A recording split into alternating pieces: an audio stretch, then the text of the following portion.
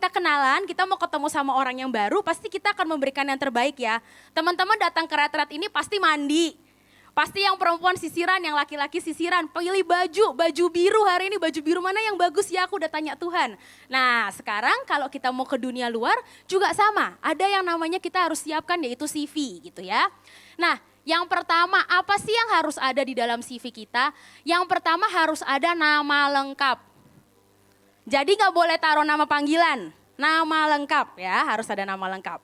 Lalu di nama lengkap habis itu kita harus taruh foto. Foto, karena orang mau tahu siapa sih yang namanya Jenis ini gitu. Orang mau tahu siapa ya, mukanya kayak apa ya. Nah puji Tuhannya sekarang itu dunia udah makin modern, foto itu udah gak harus pas foto 3x4 background merah, background biru gitu ya. Kalau mau taruh foto di CV bisa pakai foto yang santai kayak yang di situ digambar, mungkin pakai kemeja, jangan pakai kaos ya, pakai kemeja yang rapi, mukanya semua kelihatan. Jangan foto pas lagi pakai kacamata hitam lagi liburan di Bali gitu. Nah itu mukanya kan gak kelihatan ya, orang gak lihat, nanti orang pasti akan kurang appreciate gitu jadinya. Jadi harus taruh foto yang profesional, foto yang cantik, yang ganteng, yang seperti apa. Nah lalu berikutnya harus tulis sedikit tentang dirimu. Siapa sih yang namanya si A ini, si B ini tentang dirimu? Kamu sekolah apa, kuliah apa, ngambil jurusan apa, hobinya apa, sukanya apa, dan kamu mau diingat sebagai orang yang apa? Tulis, nggak usah panjang-panjang, 2-3 kalimat itu cukup. Lalu mesti menuliskan juga tentang achievement. Achievement atau reward yang pernah kita terima. Nah kalau teman-teman pernah misalnya di kampus dulu pernah ikut lomba dan menang, ditaruh. Itu wajib harus ada dalam CV-mu. Kalau kamu pernah mewakili sekolahmu lomba olahraga misalnya atau lomba menggambar, taruh. Tapi please pastikan, saya banyak banget lihat CV anak-anak zaman sekarang, kadang lomba-lomba yang gak relevan, lomba 17-an Agustus menang ditaruh juga. Nah itu gak perlu ya, jadi lomba-lomba yang sifatnya profesional, yang sifatnya betul-betul kamu memang itu lomba formal, bukan lomba hahaha gitu ya, lomba yang formal, nah itu ditaruh juga di dalamnya. Nah lalu berikutnya selain ada lomba, lalu mesti satu lagi yang kita taruh adalah tentang background pendidikan. Background pendidikan pun penulisannya juga ada aturannya. Kalau background pendidikan teman-teman misalnya S1, tulisnya yang S1 dulu paling atas. Banyak orang suka kebalik, dia tulisnya yang SD dulu yang paling atas. Kenapa seperti itu? Karena orang pada saat baca, bayangkan orang-orang itu mau cari kerja yang apply kan banyak. Mereka mesti baca mungkin ribuan atau ratusan. Pasti mereka akan baca yang di atas-atas. Nah pastikan taruh sekolahmu yang paling terakhir, ya S1-mu, S2-mu atau kamu mungkin lagi belum lulus nggak apa-apa, tulis aja masih sekolah gitu ya, current position taruh di situ, tulis tentang sekolahmu yang paling atas. Dan taruh yang SD di paling bawah, jadi jangan kebalik ya. Taruhnya dimulai dari posisi yang hari ini mundur ke belakang. Begitu juga dengan rewards yang kamu terima, taruh yang paling terakhir, mundur sampai ke yang paling belakang. Kira-kira seperti itu. Nah lalu kita harus juga menyertakan IPK. Kalau teman-teman yang masih kuliah, taruh IPK yang saat itu belum lulus nggak apa-apa, taruh aja IPK-mu yang paling terakhir kapan. Karena itu penting, orang mau tahu, orang mau lihat, dia indeks prestasinya berapa sih di sekolah gitu. Itu mesti ditaruh juga untuk IPK. Nah itu yang pertama untuk CV ya. Jadi teman-teman mesti taruh yang jelas, betul-betul bikin. Banyak juga yang bertanya, seringkali banyak anak-anak muda tuh yang tanya cara buat CV itu gimana sih? Kok aku kayak nggak menemukannya? Teman-teman hari ini tuh aplikasi untuk buat CV tuh banyak sekali. Ya kita bisa cari dari yang gratis sampai yang berbayar. Dan kadang udah ada desainnya, udah lengkap. Jadi kita cuma tinggal edit kata-katanya, masukin foto dan itu bisa jadi. Jadi sekarang sebenarnya udah sangat-sangat mudah gitu untuk kita mau bikin CV, nggak beda lah sama kayak mungkin ngomongin waktu 5-6 tahun yang lalu tuh masih harus dibikin, desainnya dan segala macam. Sekarang itu udah jauh lebih mudah. Ya, ada aplikasi-aplikasi kayak Canva, lalu ada aplikasi-aplikasi juga yang gratis di internet, aku nggak sebutin satu-satu ya, tapi teman-teman bisa search nanti, tinggal ganti nama, ganti educationnya, itu bisa langsung jadi. Oke, selanjutnya. Oke, nah seringkali dalam CV itu yang suka banget kelupaan adalah, teman-teman di sini kan semua pelayanan, semuanya pasukan terdahsyat, betul? Amin? Amin, pasukan terdahsyat? Nah, teman-teman tuh kadang banyak orang-orang tuh malu untuk mengakui pelayanan mereka di luar. Sedangkan sebenarnya pelayanan itu adalah sesuatu yang sangat-sangat dihargai di luar. Mungkin kadang kita nggak tahu ya pendapat orang seperti apa, tapi sebenarnya itu sesuatu yang sangat valuable. Cerita sedikit, waktu saya kerja pertama kali, saya itu taruh hampir semua dari apa yang saya kerjakan di pelayanan. Saya taruh saya nari, saya taruh teman-teman kalau misalnya pernah pergi ke sekolah-sekolah, ngajar buat anak-anak di pedalaman ya, ngajar buat anak-anak di pedalaman tentang bahaya anti narkoba, bahaya LGBT, bahaya gadget, taruhlah itu dengan baik. Karena itu menjadi sebuah nilai plus yang gak semua orang melakukan. Yang gak semua orang taruh. Mungkin orang itu dalam bayangan orang pada saat mereka kerja, mereka cuman kuliah, oke, aku lulus, selesai gitu. Paling aku ikut aktivitas-aktivitas organisasi yang ada dalam kampus. Tapi yang sifatnya sosial, kalau kita bilangnya dalam dunia pelayanan, tapi kalau orang dunia kan bilangnya itu sifatnya sosial, taruhlah.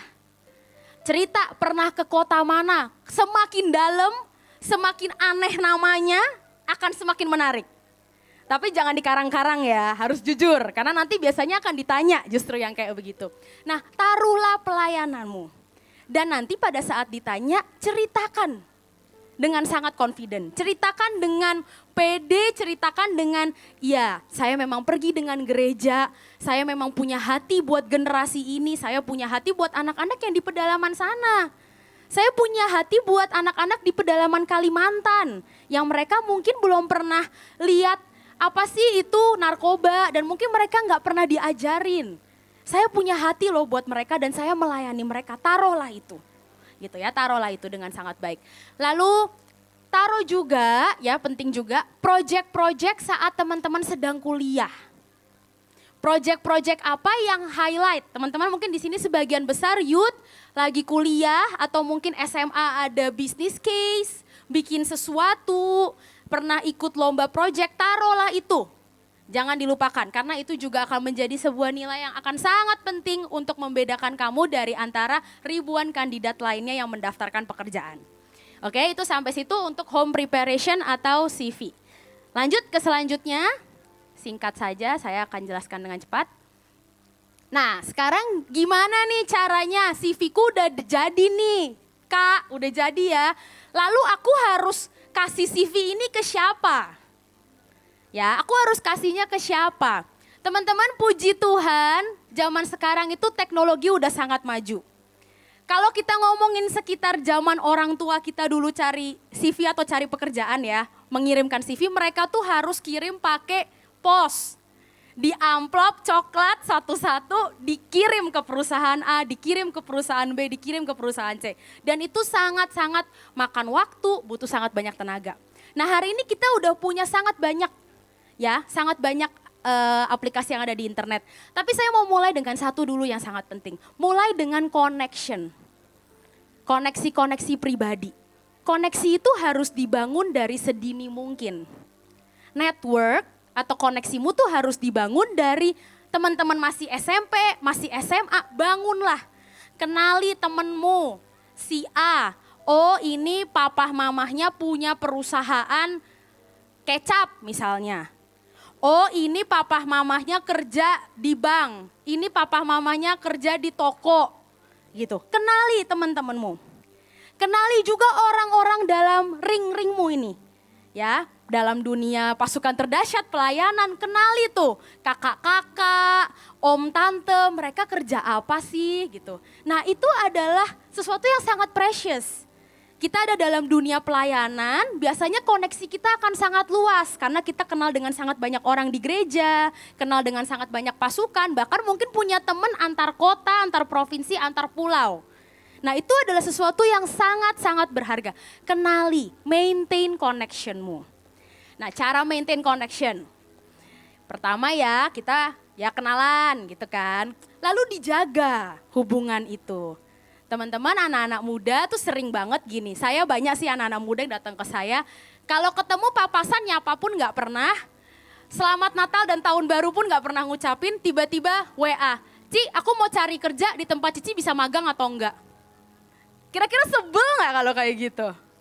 Sebel ya, nih orang kalau ketemu di gereja nyapa aja enggak, tiba-tiba kadang-kadang ada yang DM pakai Instagram, tiba-tiba dia nge-WA minta pekerjaan, terus iya Ci aku soalnya lagi butuh, kira-kira gajinya berapa ya Ci? Sebel gak? Ya kan orang pasti langsung akan, ih nih orang belum juga apa-apa. Maintain connectionmu dengan baik. Kalau teman-teman punya teman-teman di pasukan atau dimanapun, respect. Caranya gampang kok, maintain connection itu gak mahal. Kalau teman-teman follow-followan di IG, dia ulang tahun ucapin selamat ulang tahun. Natal dan Tahun Baru nih, Tahun Baru ayo koneksi-koneksimu, om-om, tante-tante, kakak-kakak apakah udah diucapin selamat Tahun Baru? Ya, diucapin yang baik. Karena itu akan sangat berpengaruh. Sebabnya kenapa? Kita nggak akan pernah mungkin mau refer orang ke perusahaan dengan orang yang attitude-nya kurang baik. Pinter, itu memang sangat perlu. IP kamu boleh 4. Boleh 4,5 kalau boleh ya sekalian. Tapi kalau nggak punya manner, kurang sopan, tidak bisa bekerja sama di dalam tim, kurang punya tabungan emosi yang banyak, itu juga menjadi nilai yang sangat dinilai di luar. Oke, itu yang pertama tentang koneksi. Lalu kedua, job platform. Ada banyak job platform buat teman-teman bisa apply. Ada LinkedIn, ada Jobstreet. Tapi pastikan teman-teman cari yang kredibel. Jangan kalau tiba-tiba sekarang tuh banyak banget orang yang suka gini. WA, aku ada pekerjaan dengan gaji bla bla bla bla bla gitu. Kadang-kadang dia kasihnya dolar gitu. Nah banyak orang-orang tuh langsung, wah ini menarik nih, dia langsung klik gitu. Sedangkan pada saat dia klik itu scam, itu penipuan gitu. Makanya cari yang kredibel, apply kerja dari tempat-tempat yang seperti ini. Caranya gampang, kadang cuman klik, upload CV. Kadang ada yang suruh jawab beberapa pertanyaan. Ya udah jawablah pertanyaan itu. Ya, jawablah pertanyaan itu. Nggak lama. Dan apply itu jangan gini. Banyak anak-anak muda bilang, aku udah apply kerja Ci. Oh ke berapa perusahaan? 1. Apply-lah yang sesuai. Memang betul, apply harus sesuai dengan field kita. Tapi sebarlah ke sebanyak-banyaknya. Memang kamu misalnya desainer, fashion designer, ada nih job tentang fashion design, mungkin bagian kain ya fashion design, atau mungkin bagian gambar, atau mungkin bagian jahit. Kan kita diajarin semua tuh ya kalau orang-orang kuliah fashion designer dari A sampai Z, apply lah. Pokoknya semua tebar jala ke sebanyak-banyaknya tempat. Karena nggak ada ruginya buat kita. Justru malah itu membuka pintu kesempatan yang akan jauh lebih besar. Ya, itu yang kedua lewat job platform. Lalu kita juga bisa apply yang ketiga yaitu melalui email. Nah, ini yang kadang-kadang gini, bisa jadi dari koneksinya teman-teman, itu dia bisa akan gini. Oke, boleh kamu apply pekerjaan di tempatku, kirim email ke sini ya. Nah, kalau kirim email, anak-anak muda nih ya, magang-magang nih biasa di tempat saya kalau ngirim itu, kirim, attach file, masukin CV, send. Nah ini bukan etika yang terbaik. Kalau kita mau kirim email, kita mau apply kerja atau ke tempat manapun. Nanti bahkan teman-teman udah kerja pun, harus pastikan pakai kata dear, Pak atau Bu dan namanya. Karena itu it shows you have respect for the people. Itu menunjukkan kamu punya respect. Banyak orang bales email tuh dengan hi. Hi Janice gitu. Hi itu nggak apa-apa sih, tapi kalau bagi saya hi itu biasanya kalau kita ngomong dengan orang-orang yang peer, yang satu level, atau dengan anak buah boleh. Tapi saya cuman selalu memegang satu, menunjukkan rasa hormat kepada orang lain, membuat orang lain merasa dihormati itu sangat penting. Jadi kalau kita bisa tulis dear, kan nggak ada susahnya. Bahkan nanti teman-teman udah kerja punya anak buah di bawahmu, reply lah emailmu dengan dear. Saya nggak pernah kasih email dengan hi, bahkan ke anak-anak buah saya. Saya selalu pakai dear, namanya disebut dengan baik. Lalu kamu tulis, hope this email finds you well, atau salam, ya kalau mau pakai bahasa Inggris boleh, bahasa Indonesia boleh. Tujuanmu mengirim email ini apa? Untuk apply pekerjaan, begini untuk posisi ini. Dan pastikan terakhirnya harus ada kata thank you. Terima kasih, thank you. Lalu enter lagi, baris paling bawah, regards, itu artinya salam, taruh namamu. Nama panggilan boleh, jadi biar dia tahu ya, misalnya kan ada orang yang namanya panjang gitu, dipanggilnya apa. Itu menunjukkan you show respect for the people. Kamu menunjukkan kamu menghormati orang yang take time, yang menghabiskan waktu, ya nggak menghabiskan waktu banget sih, untuk baca emailmu. Karena kadang kita yang udah kerja di corporate sehari terima ratusan email, harus dibaca satu-satu. Kalau kita lihat yang menyenangkan, kata-katanya enak, ini pasti akan sangat diingat. Ya, email. Lalu yang keempat, setelah kita habis mulai masuk biasanya, oke, nanti kalau jodoh nih ya, hampir jodoh nih, belum jodoh ya, hampir jodoh nih, dia akan janjian. Bisa nggak sih kita interview, kita ketemuan. Nah teman-teman juga kembali jangan lupa bales dengan dear siapa, bisa di waktu tersebut, tanyakan dan mulai prepare. Nah pada saat interview ini adalah hal yang penting. Waktu orang interview, banyak orang itu datang ya udah aku pikirnya cuma mau ditanya-tanya. Pastikan kamu cari tahu dulu tentang perusahaan tersebut. Kalau kamu apply buat misalnya bank, cari tuh bank itu kerjanya apa aja, pemiliknya siapa, dia dimiliki, diakuisisi oleh bank asing atau enggak. Kalau dia perusahaan TBK atau terbuka, cari tuh sahamnya 1 tahun terakhir naik atau turun, orang invest di sana untung berapa persen. Itu semua informasi ada di internet. Tidak usah susah-susah. Semua informasi ada di internet. Saya yakin anak-anak muda itu sekarang nyari info apapun ya, teman-teman tuh pasti bisa ketemu. Kita tinggal niatin sedikit aja. Cari informasi tentang perusahaan tersebut. Jadi waktu ngobrol dengan orang yang interview, dia juga merasa, oh dia tahu loh tentang perusahaan tempat aku bekerja. Dia show interest, menunjukkan ketertarikan terhadap tempat yang dia mau kerja. Nah, lalu penting juga baca berita. Nih, baca berita. Kalau kerja di perusahaan Indonesia, dimilikinya 100% oleh perusahaan dan orang-orang Indonesia, baca berita Indonesia cukup. Kadang ada orang-orang yang iseng, nanya apa sih dampaknya pemilihan Presiden Prabowo terhadap ekonomi tahun 2025. Nah kalau kita, ya kan, itu udah menilai minus. Baca berita yang update-update yang besar-besar.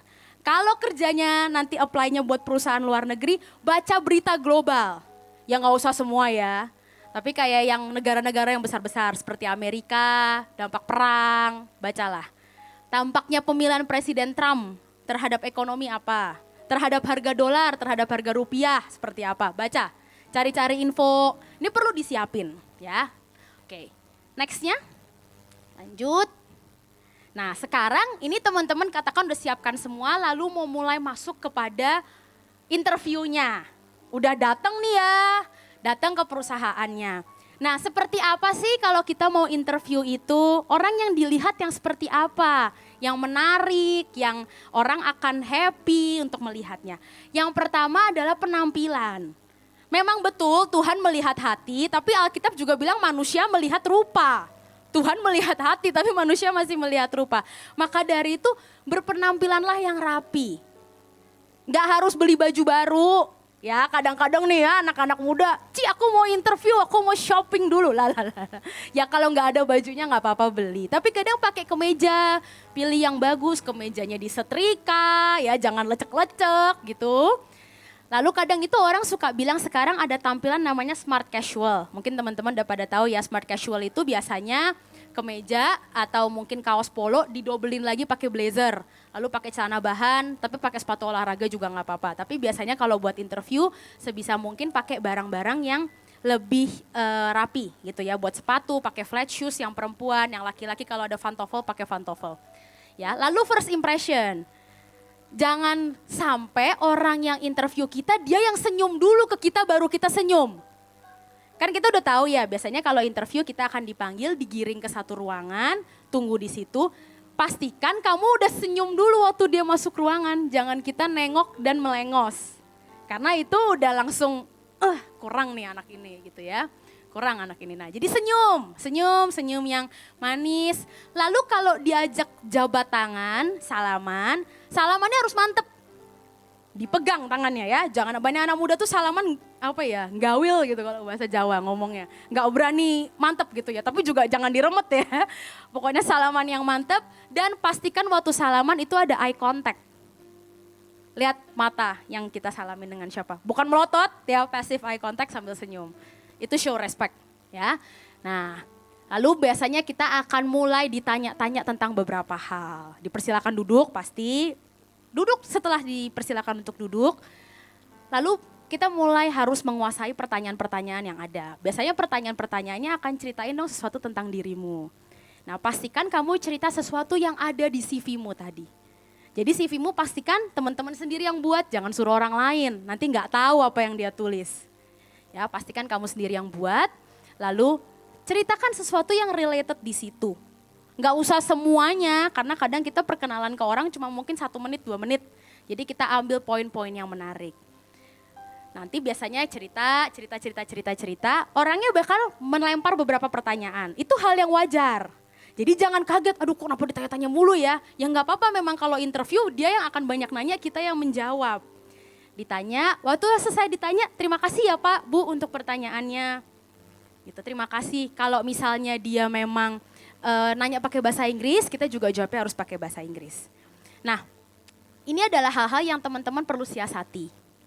Kalau misalnya ditanya, role-mu apa sih waktu mengerjakan project A, waktu kamu cerita project A. Biasanya kita cerita project macam-macam, begini. Dulu aku punya pengalaman organisasi, ceritain yang menjadi bagianmu, jangan cerita bagian orang lain. Aku waktu pelayanan, aku tuh bagian yang speakernya Kak, speakernya Bu, untuk bagian misalnya seminar LGBT. Atau aku waktu mengerjakan proyek ini aku pernah magang di tempat ini, pekerjaan saya tuh yang ini loh, ceritakan pekerjaannya. Karena orang akan interested untuk tahu tentang kamu, bukan dunianya, tapi specifically apa yang teman-teman lagi pekerjakan. Lalu senyum selama interview, saya tahu pasti nervous ditanya-tanya, apalagi kalau yang interviewnya kayak waktu saya MT dulu sampai ke direktur utama, deg-degan sih memang, tapi harus senyum, tetap harus senyum ya. Lalu badannya jangan goyang-goyang gitu, tetap tenang, ambil nafas, percaya Tuhan akan pegang kendali, berdoa dulu sebelum interview dan semuanya tuh wajib. Nah lalu menganggukkan kepala, kalau dia tanya oh ya ngangguk, oh ya senyum, jadi ada interaction gitu terlihat. Nah ini ada contoh-contoh pertanyaan yang biasanya ditanyain.